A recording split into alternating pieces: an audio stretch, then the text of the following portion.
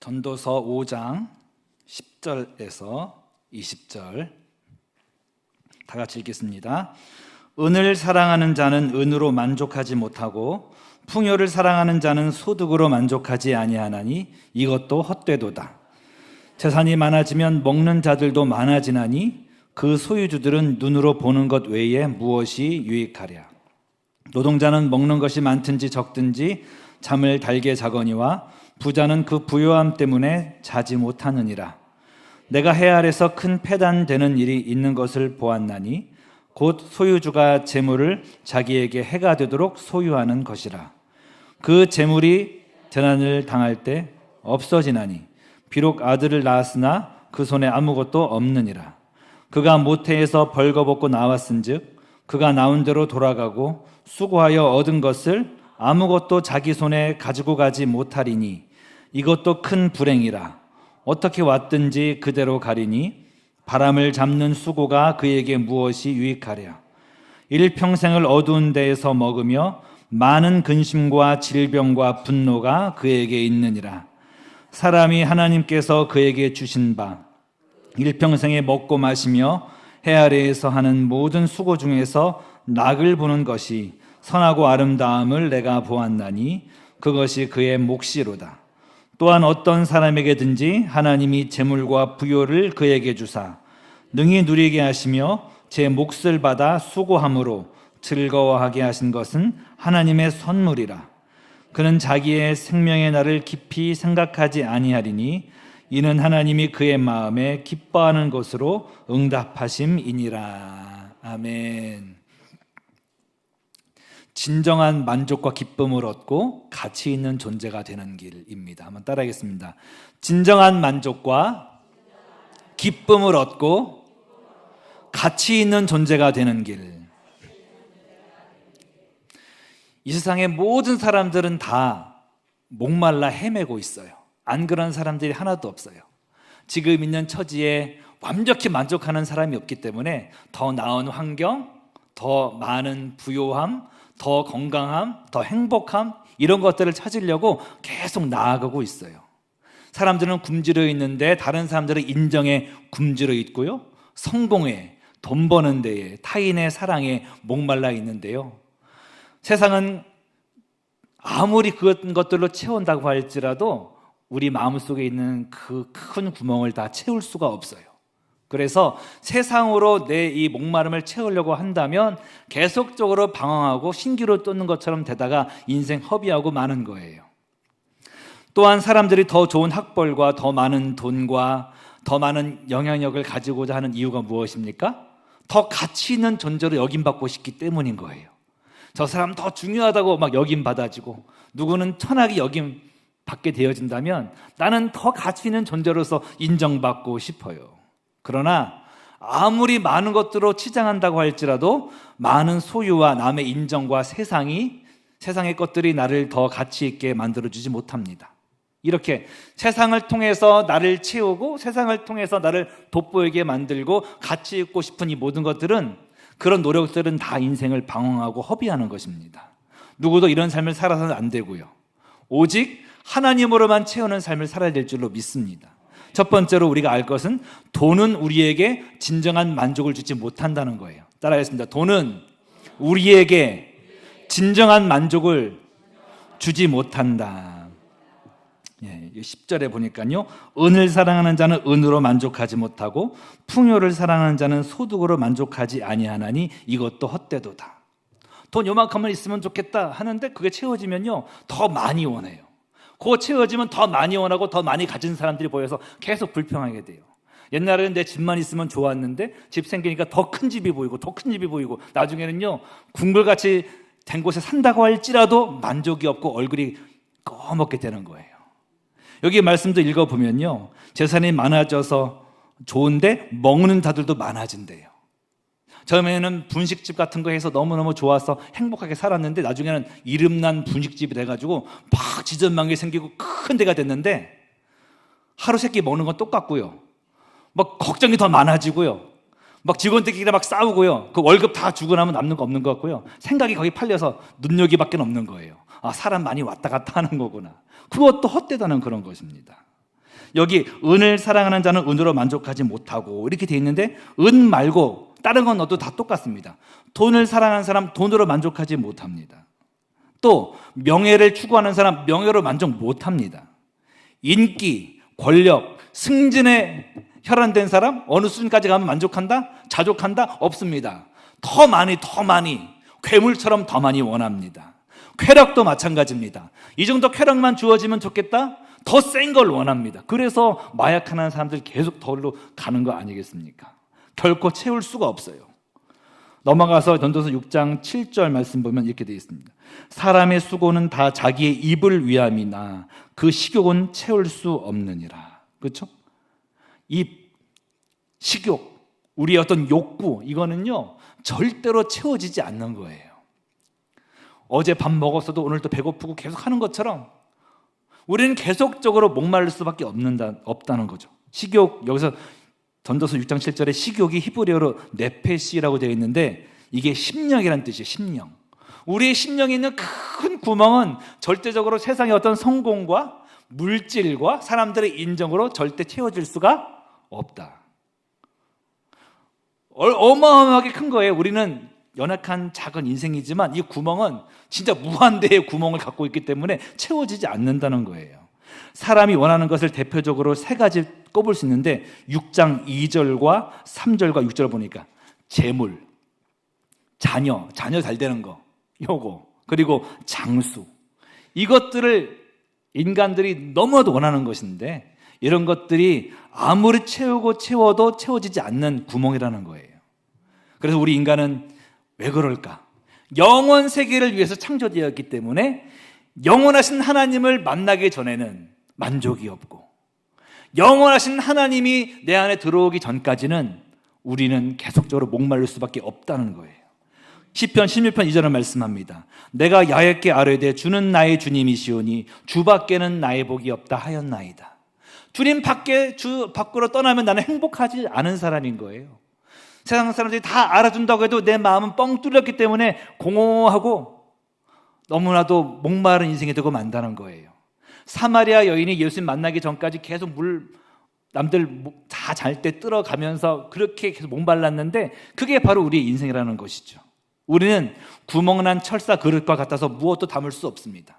그릇이 있는데 다 철사로 된 그냥 앙상한 철골만 있는 그릇 생각해 보세요. 여기다 물을 담는다? 불가능합니다. 근데 제가 연구해 보니까 물을 담을 수 있는 때가 있어요. 언제? 바닷가 가운데 집어넣어 보십시오. 그러면은 그 안에 물이 꽉 차게 되지 않아요. 그것처럼 우리는 주님 안에 들어가야지만 되는 거예요. 그래서 저가 내 안에, 내가 저 안에, 내가 예수님 안에 있고 내 안에 예수님 계시고, 그게 뭐예요? 앙상한 철골 그릇 같은 내가, 계속 목마른 내가 예수님 안에 들어가고 성령의 임재 속에 들어가면 바다 같은 하나님 안에 들어갈 때 하나님 안에 내가 있는 거고 내가 하나님 안에 있는 거고, 이럴 때는 어떤 환경도 어떤 풍랑도 어떤 어려움도 겁나지 않는 상태가 되는 거예요. 그리고 주님과 함께 만족한 상태가 되어지고 주님의 성품과 능력으로 살면서 예수님 닮은 열매를 많이 맺을 줄 믿습니다. 전도서 5장 13절은 이와 같이 말씀해요. 내가 해 아래서 큰 패단되는 일이 있는 것을 보았나니 곧 소유주가 재물을 자기에게 해가 되도록 소유하는 것이라. 우린 붕복만 있으면 돼요. 그때그때 채우시는 은혜만 있으면 돼요. 그날의 만나만 주어지면 행복히 살 수 있는데, 인간의 속성은 뭐예요? 이 만나 하나님이 안 줄 수도 있어. 끌어질 수도 있어. 더 많이 모으고 싶다. 더 많이 모아놓고 한 1년치는 그냥 양식을 헤어놔야 기도도 안 하고 편안하게 살지. 이게 인간의 그런 죄된 마음인 거죠. 근데 많으면 많을수록 오히려 근심도 비례해서 많아진다는 거예요. 언젠가 뉴스에서 끔찍한 사고 소식을 들었는데, 일가족이 엄청난 고가의 고급 승용차를, 외제차를 타고 가다가 사고 나서 다 죽는 참변을 경험하게 되었어요. 정말 그 최고의 그 차, 그들을 이끄는 동력, 돈, 그걸 상징하는 거죠. 그렇지만 죽음 앞에서 허무해지고 만 거예요. 오늘 말씀 15절에 보니까 공수래 공수고, 그냥 올 때 그냥 오고 나갈 때 그냥 가게 되는 허무한 인생이라는 것이죠. 그럼 어떻게 해야지 우리 인생이 허무하지 않을 수 있는가? 그것은 아까 말씀드린 것처럼 하나님의 임재 속에 계속 들어가야지만이 허무하지 않은 존재가 되는 거예요. 내가 24시간, 하루 24시간 중에 23시간 임재 속에 있을 때는 허무하지 않았지만 내가 1초 빠져 있었다. 그 1초가 허무한 거예요. 그래서 매 순간마다 주님 나를 떠나지 말아주시고 임재 속에 주님의 십자가 보혈의 성령님의 임재 속에 살게 하여 주옵소서. 내가 누구를 만나든지 무슨 일을 하든지 길을 걷든지 예배하든지 잠을 자든지 간에 임재 속에만 내가 있게 하여 주옵소서. 다른 말로 하면 이 임재 속에 있다는 것은 성령 충만이에요. 따라해서 성령 충만. 성령 충만. 성령 충만 너무 좋은 얘기인데 계속 듣다 보니까 뭔지 잘 모를 때가 있어. 좋은 얘기 계속하면 이게 귀에 딱지 붙어가지고 나중에 이게 평범한 얘기처럼 들리잖아요. 너무너무 중요하고 좋은 얘기고 목숨 걸고 중요한 얘기인데 주님의 임재 속에 들어가서 사는 거예요. 24시간을 성령 충만으로 살아가는 거예요. 어떻게 하면 그럴 수 있을까? 우리 순복음은 방언기도 하는 분들 아니겠습니까? 방언기도를 10분만 하지 말고 1시간 하고 2시간 하고 길을 걸어갈 때도 계속 하는 거예요. 성령의 임재가 가득할 줄 믿습니다. 저는 방언을 못하는데요, 그런 분들은 찬송가를 그냥 하나 골라가지고 난 한 놈만 패 구주의 십자가 보혈로 1시간, 2시간, 3시간, 이 무식한 방법 같은데요, 어느 순간에 찬송 중에 거하시는 하나님을 내가 경험하게 되어지고 어느 순간에 내가 어떤 소리를 들어도 요동하지 않는, 내 마음이 아주 팔랑팔랑한 게 아니라 대담해지는, 뿌리가 깊이 죽게 내려지는 체험을 하게 됩니다. 삶 속에서 어떤 생각을 하고 삽니까? 대저 그 사람의 생각이 그러면 그 위인도 그러한 즉, 지금 여러분 하는 그 생각이 여러분이에요. 그럼 어떤 생각하겠습니까? 더러운 생각, 남치는 생각, 그러면 그게 나예요. 오로지 성령님을 생각하는 거예요. 말씀을 생각하는 거예요. 세상 문제를 골똘히 생각하는 것은 걱정이라고 합니다. 그런데 하나님 말씀을 깊이 생각하는 것을 묵상이라고 합니다. 주의 말씀을 묵상하고 생각하는 자가 되어야 되는 거예요. 그럴 때 말씀이 곧 하나님이시고 그 말씀이 곧 예수님이신데 주와 동행하는 자가 되어서 임재 속에서 담대하게 승리할 줄 믿습니다. 인생이 내 뜻대로 되지 않는다고 원망하지 마시길 바랍니다. 왜? 하나님의 더 큰 뜻이 있고 더 큰 그림이 있기 때문에. 말씀을 들을 때는 아멘 하지만 삶의 자리에서 또 어려운 일 생기면 또 다 끝난 것처럼 해요. 하지만 그때 숨 잠깐 고르고 하나님은 더 큰 그림이 있어. 개미가 이걸 만났으면 이건 벽밖에 안 되겠지만 우리 관점은 그게 아니잖아요. 이건 벽이 아니라 그냥 물이고 마시면 좋은 그런 거잖아요. 우리 관점은 개미처럼 연약한 거예요. 하나님의 관점을 가지고 그 관점을 신뢰하면서 나는 이해하지 못하지만 주님은 다 계획이 있는 줄 믿습니다 하면서 감사할 때 역사가 일어나는 거예요. 요셉의 인생을 보십시오. 인간적으로 봤을 때는 지질이 재수 없는 삶으로 한 줄 요약할 수가 있을 거예요. 하지만 하나님은 더 큰 계획이 있으셔서 그가 구덩이에도 빠져야 되고 그 다음에 노예로도 팔려가야 되고 그 다음에 보디발의 집에 가서 거기서도 누명도 써야 되고 감옥도 가야 되고 이 중에 하나만 없어도 그 꿈 안 이루어져요. 계단에 쭉쭉쭉 올라가가지고 나중에 국무총리가 돼서 기근 가운데 죽어가는 수많은 영혼들을 살린 것은 지금 있는 얘기한 이 재수없어 보이는 일들이 다 있었기 때문에 다 계단이 돼서 그 일이 일어난 거지, 이 중에 하나만 없어도 봐봐요. 보디발의 집에 갔더니 보디발 아내도 너무 인정받고 끝까지 거기 살다가 죽었더라. 그러면 재수없는 인생이 아니라 재수 좋은 것 같았지만 꿈이 안 이루어지지 않습니까? 우리 인생에서 일하는 모든 일들, 내가 주님을 사랑하고 믿고 의지하고 기도함에도 불구하고 어려움이 왔습니까? 그건 나를 망하게 하는 재료가 아니라 나를 날아오르게 하는 것이고 주의 꿈을 이루려는 주님의 뜻인 거예요. 그걸 지금은 내가 육신적으로 이해하지 못해도 지금 감사할 수 있는, 여러분의 자녀가 뭐 학원을 경영하고 뭐가 잘 안 돼, 예를 들어서 갑자기 또 아픈 데가 생기고 내 자녀가 어떤 일들을 만나서 어려움을 당하고 지금 잠시 잠깐은 어려움 가운데 무너지는 것 같지만 주님 안에 내가 있으면 이것들이 다 계단이 되어서 주의 뜻을 이루는 재료들로 바뀔 줄 믿습니다. 토마스라는 사람이 있었어요. 예수님 잘 믿는 사람이고 귀한 성도인데 배를 타고 가다가 배가 난파돼가지고 다 사람들이 막 물에 빠져 죽는데 이 성도는 헤엄을 잘 쳐서 갱신에 해갖고 어떤 무인도에 도달해서 살아남은 거예요. 근데 문제가 뭡니까? 무인도에 있는 이 사람을 아무도 구하러 오지 않는 거예요. 하지만 생존력이 있어서 그냥 이렇게 그 돌을 막 돌도끼도 만들고 사냥돼서 먹고 살고 움집도 좀 만들어가지고 거기서 살고 그렇게 하루하루 채집과 수렵하면서 살고 있는데 어느 날은 수렵과 채집하고 와보니까 그 움막이 홀랑부터 불타버린 거예요. 하나님 이럴 수가 있습니까? 이럴 수가 있습니까? 그래 좀 살아보겠다는데 1억입니까? 원망이 나오잖아요. 그래서 조금 있다가 배가 뿌 구하러 왔어요. 어떻게 제가 여기 있는지 아셨습니까? 당신이 불을 피워서 내가 여기 있다라고 다 신호 보내지 않았습니까? 그때 그 재수 없어 보이는 일이 없었다면 계속 원시인 생활 하다 죽었을 거예요. 그 일들이, 그 나빠 보이는 일들이 어떻게 좋은 일로 변하는지를 봐야 되는 거죠. 우리는 하나님을 사랑하는 자고 하나님 우리를 사랑하시고 우리 하나님의 자녀입니다. 그러면 하나님을 사랑하는 자, 곧 그의 뜻대로 부르심을 입은 자들에게는 모든 것이 합력하여 선을 이루느니라. 여러분 지금 염려하고 있는 바로 그거, 여러분 지금 고민하고 있는 바로 그 문제, 그게 원망의 재료가 아니라 하나님의 손에 들어가면 쫙 오물딱저물딱 해가고 화장 걸작품이 나오는 그런 재료가 됨을 기억할 때 여러분 오늘도 감사할 수가 있고 감사할 때 마귀는 떠나고 승리할 줄 믿습니다. 이제 더 이상 나는 이것도 안 주시고 이것도 안 주시고 이것도 안 주시고 거기에 집중하지 마시고요.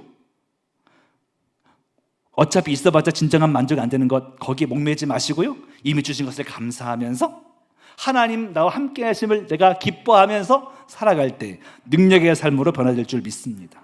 모든 안 좋은 일 속에 숨어있는 엄청나게 좋은 일들, 여러분도 경험해 보셨잖아요. 진짜 안 좋은 일 같은데 이 안에는 정말 좋은 일이 다 숨어 있어요. 다. 근데 엄청나게 좋은 것 같아 보이나 안에는 독이 들어있는 것도 있어요. 개미가 꿀을 만났다고 생각해 보세요. 계속 먹을 거 찾아다니는데 꿀을 만났어. 너무 좋아 이게. 내가 한 입만 맛봐야지. 그다음부터 못 나오는 거예요. 그래서 배 터져서 죽어요. 로또 복권 당첨된 사람 중에 행복하다는 사람 하나도 없어요. 요즘 아닌 것처럼 꾸며서 글 올린 사람 있긴 하지만 실상 들어가 보면요 만족이 없습니다. 패가 망신하는 거예요. 주님 안에서 만족을 누리는 마음 상태를 유지하고 나머지는 다 덤으로 주신 축복으로 받을 때, 주가 허락하신 모든 것을 감사로 받아들일 때 우리의 삶은 승리의 삶이 될 줄로 믿습니다. 여러분 여기 올 때 싱크홀 때문에 떨어져 죽은 분 안 계시잖아요. 지금 기적 속에 우리가 살아있는 거예요. 우리 지금 심장이 뛰고 있는 거, 이게 얼마나, 이거를 돈으로 환산하면 얼마나 비쌀까요? 지난 밤에 죽은 재벌이 수십조 원을 주고도 살 수 없는 게 지금 내 심장 뛰는 이 박동입니다. 우리는 지금 기적 속에, 더 큰 기적 속에 살고 있는 건데 왜 염려 속에 함몰되어야 됩니까? 내가 지금 염려하는 그것보다 더 큰 기적 속에 지금 내가 있는데 주님 안에서 만족을 누리면서 오늘을 기쁘게 살아가시길 축복합니다. 두 번째로요, 죽음은 모든 것을 허무로 만들어요. 아무리 돈이 많아도, 아무리 성공했어도, 아무리 대단해도, 한 나라의 절대 군주가 되었어도 죽음은 그 모든 것들을 다 절대적으로 허무로 바꿔버리고 마는 거예요. 여러분이 부러워하는 그 사람 누구 있습니까? 그 사람도 오늘 죽으면 그냥 허무로 끝나는 거고, 내가 어떤 걸 성취했습니까? 내가 오늘 죽으면 아무것도 아닌 거예요.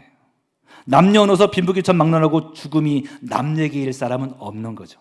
이것이 우리로 하여금 겸손하게 만들고, 이 사실이 우리로 하여금 허무한 땅에 집중하지 않고 영원 세계인 천국과 하나님을 바라보게 만드는 겁니다.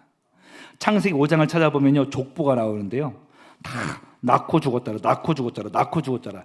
결론은 뭐예요? 다 죽었다는 거예요. 안 죽는 사람밖에 없죠. 무두셀라처럼 969세를 살아도 죽음은 그 인생을 완전히 허무로 결론 내고 마는 거예요. 전도서 6장 6절입니다. 이런 말씀이 있어요. 그가 비록 천년의 갑절을 산다 할지라도 행복을 보지 못하면 마침내 다 한 곳으로 돌아가는 것뿐이 아니냐. 무두셀라가 969살을 살았는데 그보다 2배를 살아도 죽음은 다 허무하고 마른다는 거예요. 하지만 창세기 5장 국보에서 에녹에 대해서는 어떻습니까? 에녹에 대해서 창세기 5장 21절부터 24절입니다. 에녹은 65세에 무두셀라를 낳았고 무두셀라를 낳은 후 300년을 하나님과 동행하며 자녀들을 낳았으며 그는 365세를 살았더라. 에녹이 하나님과 동행하더니 하나님이 그를 데려가심으로 세상에 있지 아니하였더라. 에녹은요 죽어서 끝난 허무한 삶으로 기록되지가 않고 하나님이 데려갔다라고 했어요. 그의 인생 속에서도 인생은 허무했겠죠. 하지만 65세 자녀를 낳았고 여기 65세 무두셀라를 낳은 다음에 인생 이게 다는 아닌 것 같은데 주와 동행하기 시작했을 때 인생이 획기적으로 변하면서 그의 모든 삶에 주의 임재와 은혜가 충만하게 되어지고 의미 있게 되어지고 주님이 그를 데려가시는 살아있는 인생이 된 줄 믿습니다. 우리도 동행만이 살 길이에요. 여기 있는 전구에 불 들어오는 건 다 전기가 이어졌기 때문에 불이 들어오는 거지, 선 끊어지면 다 헛되고 만 거예요. 우리 집에 있는 첨단 시설들, 텔레비전, 냉장고, 비싼 것들 아무리 좋아도 전기가 끊어지면 다 무용지 버린 것처럼 나도 주님과 떠나면 아무것도 아닌 건데, 필사적으로 주와 동행하시고 에녹처럼 나아갈 때 내 삶에 빛이 나고 하루도 허무하지 않고 매 순간 승리하게 될 줄로 믿습니다. 어리석은 부자처럼 살지 마시기 바랍니다. 내 영혼아, 여러 해 동안 내가 쓸 거 다 채워놨다. 창고가 가득 찼다. 이제 일 안 해도 수십 년은 먹고 살 거야. 편히 쉬자. 이 어리석은 자야, 내 영혼을 오늘 밤에 도로 찾으리니 너의 모든 소유가 무슨 소용이 있겠느냐. 어리석은 부자가 되지 말고 나는 주님 없으면 아무것도 아닙니다. 성령님 환영하고 인정하고 모셔드리고 의지합니다. 나는 아무것도 아닙니다. 난 저 사람보다 이건 잘해. 난 저 사람보다 우리 자녀들은 좋은 대학 나왔어. 난 저 사람보다 돈은 좀 많지. 다 쓸데없는 거예요. 하나님 그거 다 싫어하시는 거야. 그거. 하나님이 다 덤으로 주신 축복은 덤으로 감사만 하고 오늘 하루 내 심장 뛰고 나한테 구원을 주시고 그 은혜를 감사하면서 철저하게 성령님과 동행할 때 우린 더 겸손해지고 능력을 체험하고 존귀한 인생을 살아 누릴 줄 믿습니다. 그래서 세 번째로, 무엇을 더 얻어서가 아니라 하나님과의 동행으로 나는 가치 있는 존재로 발견되는 거예요. 겉을 아무리 치장해도 아무리 성공해도 그 사람 자체가 가치 있어지는 거 아니에요. 사람들은 겉모습만 보고 대단하다 대단하다 하겠지만 여러분 다 아실 겁니다. 연예인들 중에서 한때 대단했던 사람들 나중에 인기 떠나면 아무것도 아니고, 백종원 씨가 잘못은 하긴 했지만 한때는 뭐 와 대단해. 황교익 씨랑 뭐 붙었을 때 황교익 막 욕하고 백종원 대단하다 그랬어. 지금 뭐예요? 문제 생기니까 완전히 그냥 막 사람을 갖다 집 밟아버리는 거예요. 집 밟아. 그게 한순간이에요. 개통령인가? 그 뭐 개통령 난리 얼마나 난리쳤습니까? 강의하고 대단하다 대단하다. 문제 생기니까 뭐예요? 완전히 이거는 막 쓰레기만도 못하게 만들어버려. 그런 것들이 인생을 가치 있게 만들어주지 못해요. 어떤 실력이, 어떤 그 사람의 재능이 그 사람을 존귀하게 만들어주는 게 아니고요. 오직 주님과 동행할 때 나는 아무것도 아니어도 함께 계신 예수님이 위대하심으로 말미암아 그분으로 인해서 나도 존귀 있는 한 자가 되는 줄 믿습니다. 제가 지난번에 새벽 때 너는 특별하단다 그 동화를 읽어드렸어요. 거기 나무 사람들이 나오잖아요. 나무 사람들은 다 목수 엘리 아저씨가 만들었는데 나무 사람들은 참 한심해요. 하루 종일 하는 일이 뭐예요? 그냥 함 2개 갖고 다니면서 하나에는 별표가 많이 들어있고 전표가 많이 들어있단 말이에요. 그걸 갖다가 너는 나뭇결이 매끄럽네? 별표. 너는 나뭇결이 좀 지저분하네? 너는 전표. 너는 영어 단어를 잘 외우네? 별표. 너는 수학도 못하네? 너는 전표. 그래, 어떤 사람들은 전표, 별표 다 붙어있고, 어떤 훌륭해 보이는 사람은, 나무 사람은 별표만 있고 번쩍번쩍하기도 하고, 어떤 애들은 전표만 있고, 펀치네러가 전표만 있는 그런 사람이 있어요. 전표만. 그냥 뛰어보려고 해도 빨리 쓰러지게 되고 나뭇결도 거칠고, 그래서 계속 전표만 받다 보니까 밖에 나가기가 싫어졌어요. 그런데 어느 날 어떤 나무 사람을 만났는데 걔는 전표도 붙어있지 않고 별표도 붙지 않은 거예요. 순간 생각했어요. 나도 저런 사람처럼 되고 싶다. 별표도 전표도 다른 사람들이 주는 표를 받고 싶지 않아. 너 어떻게 그러니? 별거 아니야. 나는 나를 만든 목수 엘리야스한테 가는 것뿐이야. 매일매일 그분과 함께 있다 오곤 해. 그래서 세상에서 별표 전표 막 붙이지만 영향력을 상실해서 다 떨어지고 마는 거예요. 어떤 사람은 이 루시아한테 가서 너는 참 매끄럽구나. 붙어도 또 떨어지고, 너는 아무것도 별표도 없네? 전표부터 떨어지고. 창조주를 만나러 갔을 때 자기의 자신의 가치를 발견해서 전표, 별표가 무렵게 되는 거죠. 그래서 펀치넬로도 그 아저씨를 찾아가서 그 아저씨의 얘기를 듣고 내가 너를 특별하게 지었다는 그 얘기를 듣고 감동을 받고 맞아, 그의 말이 맞을 수도 있어 하는 그 순간에 전표가 하나가 뚝 떨어지고 끝나잖아요. 중요한 게 뭐예요? 매 순간마다 하나님을 만나고 사는 것이 우리가 존귀한 자가 되는 비결이라는 거예요. 세상에서는 학교 다닐 때뿐만 아니라 지금까지 여러분 계속 사람들이 별표 전표 붙인다니까요. 생각으로서도 저 사람은 성공 못해서 쟤네 자녀들은 성공 못했어, 돈도 없는 사람이야, 다 쓸데없는 소리예요. 우리의 모든 재능과 우리의 모든 소유와 모든 건강은 다 하나님으로부터 온 거기 때문에 교만하게 자랑할 인간, 그럴 자격 있는 사람 하나도 없습니다. 다 하나님 주신 거잖아요. 하나님 안에 있으면 닉 부이치치처럼 팔다리 없이 태어나도 존귀한 자, 담대한 마음 소유하고 나아가는 거예요. 오죽 담대한 자가 되었으면 한 여자가 와서 기대도 될 만큼 당당해졌겠습니까? 그의 몸은 비실비실하기 때문에, 연약하기 때문에 기댈 수 없어요. 하지만 그 내면의 확실성, 어릴 때는 나 같은 인간 살아서 뭐해, 죽어야지, 자살을 꿈꿨지만 주님 만나서 나는 존귀해, 이게 분명하다 보니까요, 한 여자가 와서 기댈 정도로 단단한 남자가 되어지고 아들도 낳지 않았습니까? 우리가 얼마나 가진 게 많습니까? 주님 안에서 세상적인 걸로 내 가치를 높이려고 하지 말고 있는 모습 그대로 주님의 자녀인 나, 예수의 피가 흐르는 나, 구원받은 나, 그게 존귀한 근거가 됨을 기억하시고요, 성령과 동행할 때 우리의 삶은 달라질 줄로 믿습니다. 빌립보서 3장 7절에서 9절 말씀입니다. 바울의 고백이에요. 그러나 무엇이든지 내게 유익하던 것을 내가 그리스도를 위하여 다 해로 여길 뿐더러 또한 모든 것을 해로 여김은 내 주 그리스도 예수를 아는 지식이 가장 고상하기 때문이라. 내가 그를 위하여 모든 것을 잃어버리고 배설물로 여김은 그리스도를 얻고 그 안에서 발견되려 함이니.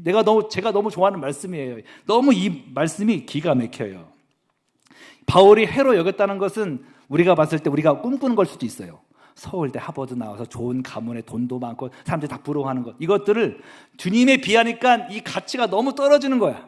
그래서 배설물까지 상대적으로 가치가 낮아지는 거죠. 그러고 나니까 어떻게 되는 거예요? 그리스도를 얻고 그 안에서 발견되려 함이니. 내가 세상적인 그런 자랑들을 버리고 주님이 전부가 되어질 때 그리스도를 얻어요.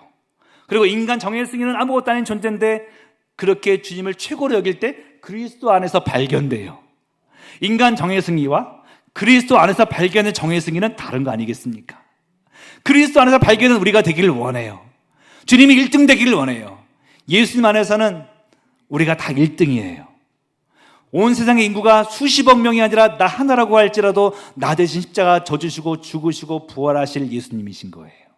그만큼 저와 여러분은 귀중한 존재인데 예수님 사랑 안에서 그리스도, 우리도 주님이 1등입니다라고 외칠 때에 주님을 얻게 되고 주님 안에서 발견되어져서 그 자세로 살아가면 아무도 우리한테 뭐라고 못해요.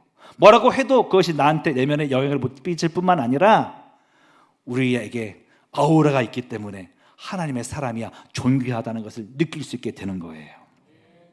그렇게 사시기를 바랍니다. 어떤 주인이 집안에 아름다운 그릇들, 비싼 그릇들 많이 있는데 꼭 깨진 그릇만 갖고 다녔어요. 비싼 그릇, 금그릇, 고가의 그릇들은 이해가 안 돼요. 왜 쟤만 데리고 다녀, 주인은? 근데 계속 데리고 다니면 당한 이 깨진 그릇도 언젠가 너무 궁금한 거예요. 주인님, 다른 좋은 그릇도 많은데 왜 맨날 저만 데려가세요? 그랬더니 너가 지나간 길을 봐라. 거기에 물을 담아서 거기서 흘러나오는 데서도 물이 쭉 나가니까 거기에 꽃들이 쫙 핀 거예요. 저는 이 얘기를 들으면서 이게 나다. 여기 서 있는 정혜승이가 바로 이런 사람이다. 훌륭해서 하나님 쓰시는 게 아니고 약점이 많고 부족한 게 많고 허점이 이렇게 많은데 나를 쓰시는 거는 하나님이 나를 통해서 하나님의 뜻을 드러내기 좋기 때문에 하나님이 약한 나를 쓰시는구나. 막 명문대학도 못 나가고 키가 막 180도 아니고 돈이 많은 것도 아니고 세상적으로 알아주는 게 없지만 내가 주와 동행할 때 나에게서 예수님이 드러나게 되면 사람들은, 영혼들이 살아나고 그런 저에게도 주님의 향기가 날 때 사람들도 저를 좋아해 주는, 전 그게 너무나도 행복한 거예요. 만약에 제가 승승장구를 달렸다면 공부 못한 사람, 또 키 작은 사람 다 무시했을지 몰라. 겉으로는 천사의 말을 하는 것 같아도 속으로는 그랬을지 몰라요. 그런데 여러 가지 실패와 아픔과 쓰러짐이 오히려 저를 겸손하게 만들어서 성도들을 바라볼 때 엄마 같은 거예요. 아빠 같은 거예요. 동생 같은 거예요. 그리고 진짜 그들의 아픔이 내 아픔이 되는 거예요. 우리 엄마 아버지 천국 가시는 과정 속에 너무도 힘들었을 때는 야속했지만 저는 그 렌즈를 가지고 아프신 분들을 기도해 줄 수 있겠더라고요. 그게 하나님의 사랑이구나. 우리와 함께 지나간 길에는 꽃이 피어 있을 거예요. 그러므로 약해도 더 사랑하시는 주님을 바라보면서 감사하시기를 바랍니다. 죄와 실수, 실패, 인생 끝난 게 아니에요. 주와 함께이면 다시 시작인 줄 믿습니다. 허무의 극치를 달렸던 문둥병자, 세리, 창녀, 사마리아 여인, 이 모든 사람들은 예수님 만나니까 존귀한 자로, 가치 있는 자로, 희망 넘치는 자로 다 변화가 되었습니다. 죽음도 이기시고 부활하신 예수님과 동행하시기를 바랍니다. 죽음도 이기시고 부활하신 예수님의 영이신 성령님과 필사적으로 동행하시길 바랍니다. 그럼 내 인생 승리하는 것이고 그분을 잃어버리면 내 인생 실패하는 것을 기억하셔야 돼요. 그래서 담대하게, 인간은 죽음을 두려워하는 존재이지만 죽음도 이기시고 부활하신 예수님을 마음속에 품고 사망아 내가 쏘는 것이 어디 있냐라고 외칠 수가 있는 것이고 마귀의 전략을 이기고 승리할 줄 믿습니다. 인생은 허무하지만 영원 세계를 계속 바라보고 영원한 하나님을 쳐다볼 때 우리는 허무를 극복할 수가 있어요. 그래서 전도서 6장 18절로 20절 말씀, 18절로 20절 말씀, 여기 보면 메멘토 모리, 죽음을 기억하고 까르페 디엠, 매일을 선물로 받아들여야 됩니다. 5장이네요. 5장. 사람이 하나님께서 그에게 주신 바 그 일평생에 먹고 마시며 해 아래에서 하는 모든 수고 중에서 낙을 보는 것이 선하고 아름다움을 내가 보았나니 그것이 그의 몫이로다. 또한 어떤 사람에게든지 하나님이 재물과 부요를 그에게 주사 능히 누리게 하시며 제 몫을 받아 수고함으로 즐거워하게 하신 것은 하나님의 선물이라. 그는 자기의 생명의 날을 깊이 생각하지 아니하리니 이는 하나님이 그의 마음에 기뻐하는 것으로 응답하심이로다. 우리는 날마다 죽음을 기억하고 살아야 오늘을 충실히 살아요. 또 한 가지, 매일매일을 선물로 받아들여야 돼요. 당연한 게 아니에요. 오늘 하루가 당연한 게 아니에요. 또 선물이 주어졌어요. 매 순간의 선물이에요. 그렇게 하나님 안에서 한번 기쁨을 찾으면서 나아갈 때 승리할 줄 믿습니다. 네 번째로 인생의 유한성을 통해 깨닫는 게 있습니다. 올 하루 현재를 주께 뿌리내리고 나는 지금 유한한 세상 속에 살고 있지만 영원 세계 영원하신 하나님께 뿌리내리고 있으면 나는 영원을 사는 천국의 삶을 사는 사람이에요. 그럴 때 바람이 나는 곁처럼 허무한 인생이 아니라 시냇가에 심겨진 나무가 되어서 꽉 찬 알곡이 될 줄로 믿습니다. 그래서 제가 자주 말씀드리는 로마서 8장 20절에서 30절 말씀 보면 이와 같이 성령도 우리 연약함을 도우시나니. 요셉이 성령 충만한 사람이었잖아요.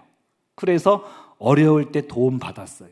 그리고 모든 것이 합력하여 선을 이루느니라 28절 말씀은 요셉의 삶에 드러났어요.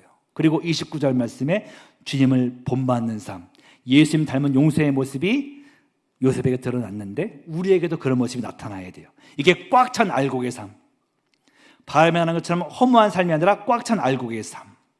그래서 그렇게 매 순간 나아갈 때 우리는 하나님께 최고의 선물을 올려드리는 주의 아들, 딸 될 줄 믿습니다. 쾌락을 추구하고 재미를 추구하고 인간의 사랑을 갈구하고 성공을 지향하고 끝은 다 허무예요. 주여 나를 도우사 세월 허송 안고서 어두운 세상 지날 때 햇빛 되게 하소서. 내 삶에 당연한 게 없더라고요. 지난번에는 손톱에 있는 거 뭐 하는 데가 딱 뗐거든요. 근데 이게 점점 아파지는 거예요. 조갑주의염이라고 생인손.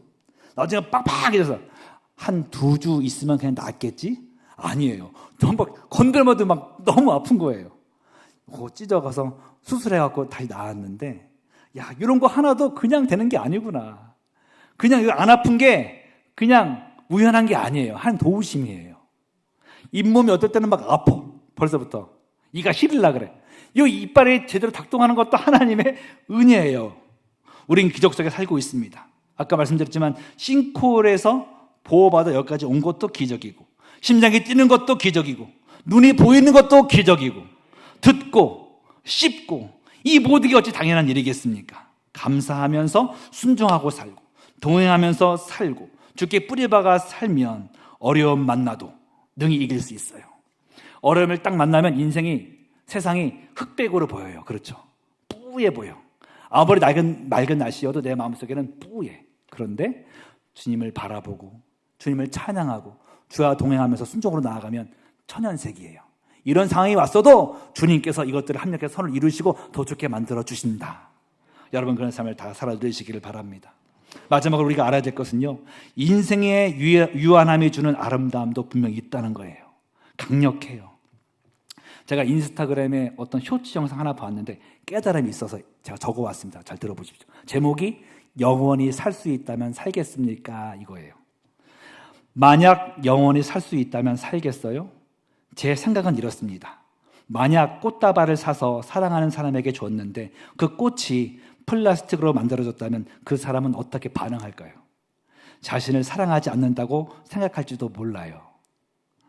꽃이 언젠가 죽는다는 사실, 바로 그것이 꽃다발이라는 선물에 의미를 부여합니다. 그 꽃은 7일이면 시들 거예요. 그 말은 더 신경을 써야 된다는 말이에요. 냄새를 맡고 보살펴야 됩니다. 감히 말하자면 내가 언젠가는 죽는다는 사실은 내가 살아있다는 것에 의미를 줄 뿐 아니라 이 순간을 더 절실하게 합니다. 인생이 유한하기 때문에 지금 있는 이 현재가 너무 로맨틱하고 너무나도 선물이고 너무나도 대단한 거예요. 그 짧은 순간 언젠가 죽을 건데 이 순간을 내가 주님께 드린다는 것은 주님께 꽃다발을 하나를 안겨드리는 거예요. 내가 나를 위해서 산다? 그것은 인생의 주인이신 하나님을 모르고 하는 얘기예요. 나를 창조하신 하나님을 위해서 살고 나를 구원하신 주를 위해, 예수를 위해서 살아가면서 주님과 동행하며 살아가는 것, 큰일이 아니에요. 주님과 동행이야말로 최고의 선물을 주께 드린 것인 줄 믿습니다. 동행이 뭐예요? 그분과 대화 나누고 그분과 음성을 듣고 모든 순간을 같이 하면서 얘기 나누고 순종하는 게 동행이죠. 동행은 시간을 함께 보내드리는 거예요. 유한한 인생 가운데, 유한하게 없어지는 인생을 주님과 동행할 때 주님과 공유하게 되어지면 최고의 선물을 주님께 드린 것이죠. 매일을 신경 써서 주를 기뻐하며 살며 주를 힘입어 살고 주를 위해 살아갈 때 속박이 아니라 자유가 임할 것이고 능력과 기적의 삶, 기쁨 넘치는 삶에서 살 줄 믿습니다. 우리 모두는 지금 죽는다는 확실성, 다 죽을 거 아니에요. 죽음의 확실성과 언제 죽을지 모른다는 모호성 사이에 살고 있는데 하나님의 영역은 하나님께 맡겨두고 현재의 선물을 누리고 현재를 붙들고 살면서 성령과 함께해야 될 줄 믿습니다. 그럴 때 승리하는 삶, 열매 맺는 삶, 나도 살고 남도 살리는 삶으로 천국까지 이루고 다른 분들도 천국으로 인도하게 될 줄로 믿습니다. 그런 우리 고독교구 식구들 다 되시기를 축원드립니다.